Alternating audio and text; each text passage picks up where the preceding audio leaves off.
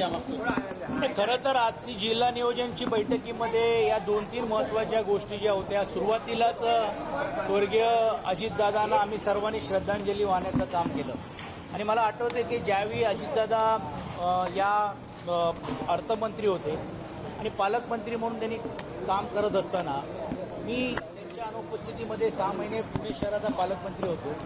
त्यावेळी जिल्हा नियोजन समितीच्या माध्यमातून राज्यस्तरीय खेळांना 25 लाख आणि 50 लाखची निधी देण्याची तरतूद त्यांनी केली होती.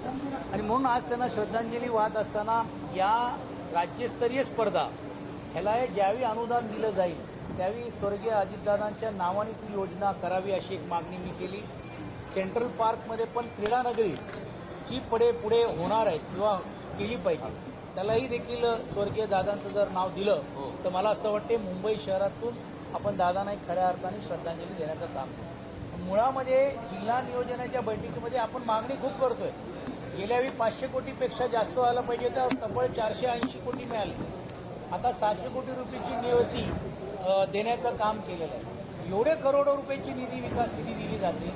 आता 80% वितरित करण्याचं काम केलेलं आहे आचारसंहिता होते म्हणून, पण 51% कामं या विकास निधीची झालेली आहेत असं जिल्हाधिकाऱ्यांनी मांडणी करण्यानंतर ह्याला आम्ही आक्षेप घेण्याचं काम केलं की निधी एवढी येते, एकतर मुळामध्ये 100% येत नाही, मग आलेली निधीमध्ये 51%च काम का, म्हणजे याचा अर्थ असा आहे फेब्रुवारी महिन्यामध्ये थाकून मात्र कामं करून मार्चपर्यंत बिलं काढायचं काम कार्यक्रम सुरू होईल.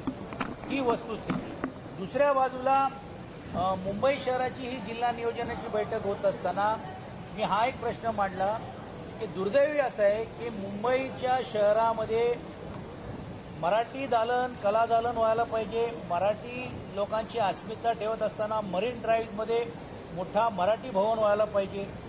त्याचं काम कुठे काय चाललेलं आहे माहीत नाही. तूर्त ते काय झालं सांगता येत नाही. ज्यावेळी सुभाष देसाई या खात्याचे मंत्री होते त्यांनी खूप मोठ्या प्रमाणात पुढाकार घेतला. त्यानंतर उदय सामंत त्यांनी करतो बोलले, पण त्याचा कुठेही देखील नाही. आणि वाईट या गोष्टीचा वाटते की नवी मुंबईला 14 माळेचं आता मराठी भवन करण्याचं सादरीकरण नगरविकास खाते आणि या शहराचे पालकमंत्र्यांनी केलं. त्यावेळी मी आज प्रश्न मांडलं की हे आपलं दुर्दैव आहे की तुम्ही मुंबई शहराचे पालकमंत्री आहे, आपली असलेली मराठी भवन हे नवी मुंबईला होते आणि बिहार भवन आमच्या छाताड्यावरती तयार करून 30 माळीची इमारत होत असताना या जिल्हा नियोजन बैठकीमध्ये आणि पालकमंत्री म्हणून घेऊन आपण कसं याला सामोरे जाणार आहात. आपल्याला आमच्या सर्वांसाठी हे लाजिरवाणी गोष्ट आहे की आमच्या छाताड्यावरती येऊन एल्फिस्टन भवन बीपीटीच्या जमिनीवरती, ज्या बीपीटीची जमिनी वर्षानुवर्ष मुंबईमध्ये केंद्र सरकारच्या ताब्यात आहे, 1 इंचीची जमीन आपल्याला दिली जात नाही आणि त्याच्यावरती बिहार भवन बनवण्यासाठी बीपीटीनी सौदा करून तिकडे केलेले आहेत. आणि 30 माळीची बिल्डिंगसाठी जमिनीसकट 400-500 कोटी रुपये जर ते काय तयार करू शकतात, मग आपण या मुंबई शहरातल्या असलेल्या ज्या लोकप्रतिनिधी आहेत आणि आपण या जिल्हा नियोजनच्या बैठकीमध्ये करोडो रुपयाची आपण निधी विकासासाठी सांगतो, मग या मराठी भवनाचं निर्माण का नाही हा प्रश्न देखील आज आम्ही या निमित्ताने मांडण्याचं काम केलं. दुसरा महत्वाचा होता की वरळीमध्ये आता हेलिपॅड तयार करायचे, म्हणजे फक्त व्हीआयपींना कोस्टल रोडनी उतरायचं आणि डायरेक्ट तिकडे जायला होईल. रेसकोर्समध्ये या अगोदरच हेलिपॅड असताना मग हे नवीन हेलिपॅडची गरज काय, कोणासाठी हेलिपॅड होत आहे, सर्वसामान्य लोकांना होत आहेत का. ह्याच्यामध्ये अंबानीच्या घराच्या समोर, पिरामलच्या घराच्या समोर माननीय मंत्री, मुख्यमंत्री, उपमुख्यमंत्री ह्यांची व्यवस्था व्हावी आणि ह्यांनी लवकरात लवकर पोचावं म्हणून हे होतोय का, असाही आक्षेप आज आम्ही नोंदवण्याचं काम केलं. त्यावरती आयुक्तांनी सांगितलं की नाही तिकडे मोठी जमीन नाही आहे, हवा असताना हे होतो. अरे रेसकोर्स काय आहे, कोणाच्या बापाचं आहे का. रेसकोर्स पण हा महानगरपालिकेची जागा आहे. तर रेसकोर्समध्ये एक हेलिपॅड करत असताना नवीन हेलिपॅड तयार करून फक्त स्वतःच्या स्वार्थासाठी किंवा व्हीआयपी लोकांसाठी करण्यासाठी काम केलं जातोय का. कारण तिकडच्या सर्व वरळीतल्या रेसिडेंटनी लेखी स्वरूपात सरकारला विरोध केलेला आहे. कारण तुम्ही कालच बघितलं असेल, कालची घटना पालघरमध्ये टेक्निकल हिच असल्यामुळे एका हेलिकॉप्टरनी इमर्जन्सी लँडिंग ही ग्राउंडवर शाळेच्या इकडे जाऊन केली. उद्या या रेसिडेन्शियल एरियामध्ये जर घरटी घालण्याचं काम जर झालं, काय इमर्जन्सी आली तर मग एका बिल्डिंगच्या वरती उतरणार आहेत का. ह्या सर्व गोष्टी आहेत. कारण ऑलरेडी बँड्रा BKC हेलिपॅड आहेत, तिकडे मोठ्या प्रमाणावरती तुम्हाला करता येऊ शकते. कोस्टल रोडच्या माध्यमातून जिकडे MSRDA लीलावतीच्या बाजूला एवढी मोठी जागा आहे तिकडे करता आला असता. पण नो मॅन लँडमध्ये न करता फक्त आपल्या सोयीनुसार आणि विशेषतः उद्योगपतींना मदत करण्यासाठी हे हेलिपॅडचं निर्माण केलं जातोय का, हा प्रश्न देखील आम्ही विचारण्याचा काम करतो. तुम्ही विरोध केला का? बिहार भवन मुंबई शहरात निर्माण करण्यासाठी तुम्ही विरोध केला का? 100% आम्ही आमची भावना व्यक्त केली. पण हे सरकार बिहार निवडणूक डोळ्यासमोर ठेवून आणि बिहारमध्ये जे असलेल्या आता त्यांच्यात भारतीय जनता पार्टीचे राष्ट्रीय अध्यक्ष आहेत, पण हे किती बोलू शकतील याला आम्हाला माहीत आहे. पण नक्कीच याला निवळ विरोध नाही, तर आम्ही भूमिका घेतली की मराठी भवन काय हा प्रश्नाचं उत्तर द्यावं आणि या बाबतीतली लक्षवेधी आम्ही विधान परिषद आणि विधानसभेमध्ये निश्चितपणे मांडल्याशिवाय राहणार. दुसरीकडे दादासाहेब फाळके मार्गावरती जे अनधिकृत स्टॉलचा मुद्दा मनीषा कायंदे यांनी उपस्थित केला, त्यावेळी त्यांनी म्हणताना असं देखील म्हटलं की त्यांनी ईशान्य मुंबईच्या खासदारांचा उल्लेख केला. मी आक्षेप घेतलं की ताई स्पष्ट सांगा की बाबा खासदारांचा कुठे पाठिंबा आहे का. मग त्यावेळी त्यांनी असं सांगितलं की मी तुम्हाला सांगेन, पण मी आपल्या माध्यमातून स्पष्ट करतो कुठल्याही खासदार म्हणून किंवा लोकप्रतिनिधी अनधिकृत बांधकामाला आमचा थारा नाही. आता काय झालेलं आहे, सत्ताधाऱ्यांना काहीच नाही म्हणून बांगलादेशीचा मुद्दा काढतात. कोणी रोखलं यांना काढायला? महापौर काल बोलल्या की आम्ही बांगलादेशींना काढण्यासाठी प्राधान्य. अरे पहिला वॉटर गटर मीटर बघा ना. तुम्ही बांगलादेशी काढण्याचं काम काय महापौरांचं आहे का, महानगरपालिकेचं आहे का, पोलीस यंत्रणाचं आहे? केंद्र सरकार झोपली होती का? मग ही लोक आली कशी? आता केंद्रामध्ये तुमचं सरकार आहे, राज्यामध्ये सरकार तुमचं गेल्या 10-8 वर्ष आहेत केंद्रामध्ये आणि राज्यामध्ये. करा ना कारवाई, कोण रोखतोय? पण अशा काहीतरी मुद्दा उपस्थित करायचं आणि असं दाखवायचं की व इकडे महाविकास आघाडी याला विरोध करते म्हणून आम्ही काढत नाही. बिनधास्त काढा. माझं तर म्हणणं असं आहे की हे काम मंगलप्रभात लोढांना द्या, त्यांना विशेष म्हणजे बाकीची जबाबदारी सोडून त्यांनी या कामासाठी आता पुढचं आयुष्य आणि पुढचा हे मंत्रिमंडळातलं जे असेल त्यांनी हे काम करावं. आम्ही त्यांना संपूर्ण सपोर्ट करायला तयार आहोत. भाऊ दुसरीकडे चंद्रपूरमध्ये जे काही घडलं आहे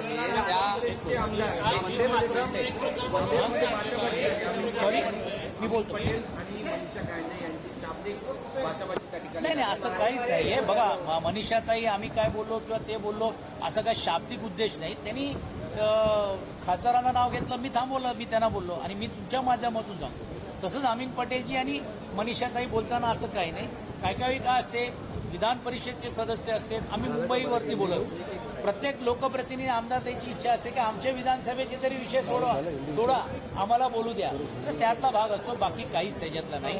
काल जी 24 तासची जी बातमी काढली पुणे पिंपरी चिंचवडची, ही बातमीच्या आधारावरती या अगोदर आम्ही विधान परिषदमध्ये हा मुद्दा मांडला होता. हा एका TDRचा घोटाळा आहे का ह्याचं स्पष्टीकरण आम्ही मागवलं होतं. आता त्या बाबतीतली काही अधिकची माहिती त्यांनी दिलेली आहे. या बाबतीतलं स्पष्टीकरण व्हायला पाहिजे, कारण महसूल विभागाने हे तर कसं दिलं, महानगरपालिकेने समजा जर ते घेतलं असतं त्याला किती फायदा झाला असता किंवा नुकसान झालं असतं, या सर्वाचं स्पष्टीकरण करण्याचं काम व्हायला पाहिजे आणि याची सखोल चौकशी होऊन त्यातला जे वस्तुस्थिती जनतेसमोर यायला पाहिजे आणि याही बाबतीत विधान परिषदेचा तो प्रश्न आम्ही लावणार आहोत. चंद्रपूरमध्ये जे काही समीकरण घडलेलं आहे असं म्हटले की आम्ही वंदे मातरम गीत म्हणणार नाही. अबू आझमी आमच्या बघा, अबू आझमी हे परत बी टीम आहेत भारतीय जनता पार्टीची, हे सोयानुसार आहे. आता बघूया ना महानगरपालिकेमध्ये त्यांची भूमिका काय राहते म्हणून घेऊ. काय झालेलं आहे, हे काही असं बोलायचं आणि वादग्रस्त तयार करायचं, अशाच पद्धतीने या अगोदर त्यांनी वादग्रस्त केलं.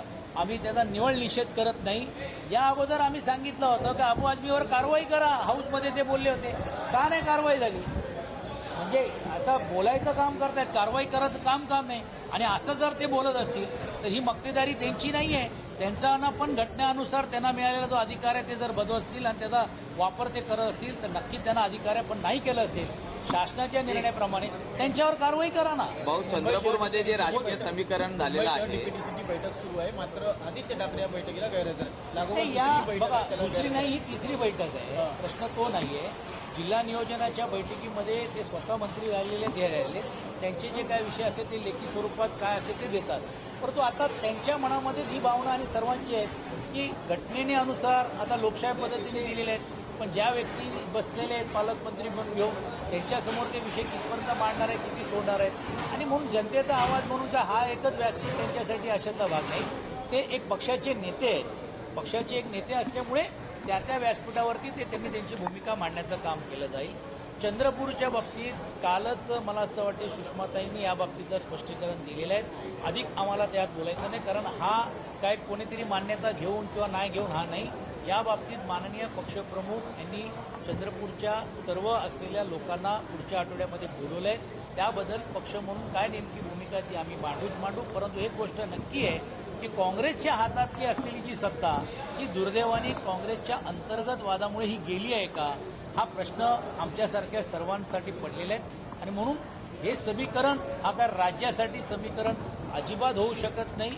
राज्यामध्ये भारतीय जनता पार्टीच्या विरुद्ध भूमिका राज्यामध्ये स्थानिक स्तरावरती आम्ही जे घेण्याचं काम केलेलं आहे ते आमचं कायमस्वरूपी राहणार आहे. हे आगामी काळामध्ये तुम्हाला म्हणजे विधानसभा म्हणतायत 1 कोटी त्या ठिकाणी नगरसेवकांना दिलेले आहे. संजय राऊत यांना अंधारात ठेवलं की त्यांनी जाणीवपूर्वक डोळ्याला पट्टी बांधली असल्याचे आरोप. तसं अजिबात नाही. त्याला कारण असं आहे अशा पद्धतींनी करून ते फोडण्याचा प्रयत्न करू शकले असते आणि म्हणून त्याच्या बाबतीतलं पण त्यावेळी योग्य आहे. जसं आज मनसेनी भूमिका घेतली. मनसेनी का घेतली तर त्यांना असं वाटतं की आमचे सर्व नगरसेवक फुटून जातील.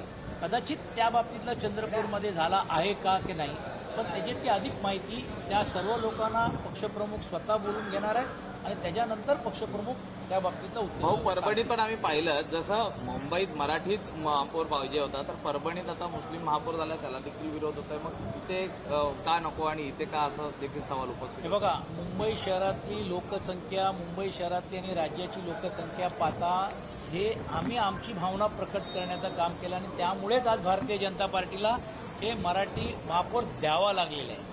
हे लक्षात ठेवा. नाहीतर उद्या कृपाशंकर सिंग काय बोलले हे मी सांगायची गरज नाही.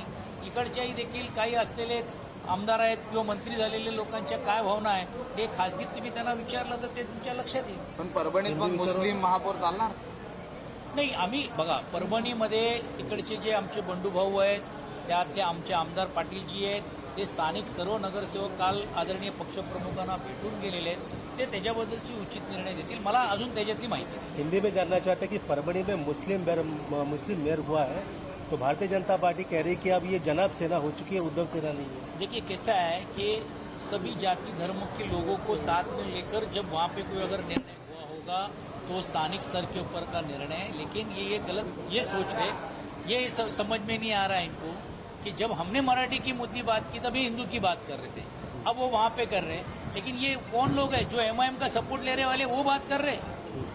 इन्होंने जाहिर करना चाहिए ना कि एमआईएम का सपोर्ट हम लोग कहाँ नहीं लिए और नहीं लिए, कहाँ नहीं ले रहे वहाँ तटस्थ करने की बात कर रहे हैं. तो ये द्वेष निर्माण करने के, हमने कभी भी मुस्लिम समाज को अनादर नहीं किया. और अभी तो मुझे लगता है कि जो ये बात कर रहे उन्होंने मोहन भागवत जी की कल की परसों की जो 100 साल की जो शताब्दी का कार्यक्रम हुआ उसका बोध लेना चाहिए. तो उन्होंने क्या कहा वो समझेगा उनको. और एक सवाल ये है कि दूसरा वाला सवाल, एक परभणी, दूसरा क्या है बिहार हाँ, बिहार भवन के बारे में क्या कहना है आपका? आपने जो मुद्दा यहाँ पर उठाया, हम कोई समाज के प्रति हमका अनादर नहीं है. आज मैंने ये मुद्दा उठाया कि हमें शर्म की बात है कि इस पालक मंत्री के अध्यक्षता में जब हम विधायक बोलकर ये बात कर रहे हैं, करोड़ों रुपए की निधि हम जिला नियोजन में दे रहे हैं, लेकिन वहीं उस मुंबई शहर में आज मराठी भवन नहीं हो रहा है. मराठी भवन हो रहा है नवी मुंबई में 14 माले की. यहाँ का जो मराठी भवन होने वाला था मरीन ड्राइव में कहाँ गया पता नहीं. और दुर्दैव की बात है कि बीपीटी के जमीन के ऊपर एल्फिस्टन हाउस के ऊपर 30 माले की बिल्डिंग बिहार गवर्नमेंट लेके आ रही है और ये शहर में हो रही है. तो हमको शर्मिंदा हो रही है. ये बात मैंने उठाई और मैंने कहा कि इसके बारे में राज्य सरकार ने भूमिका स्पष्ट करनी चाहिए. और इसके बारे में हमने हमारा जो कायम स्वरूपी के ऊपर जो विरोध इसलिए कि बिहार भवन बन रहा है, लेकिन हमारा मराठी भवन क्यों नहीं बन सकता है मुंबई जैसे शहर में.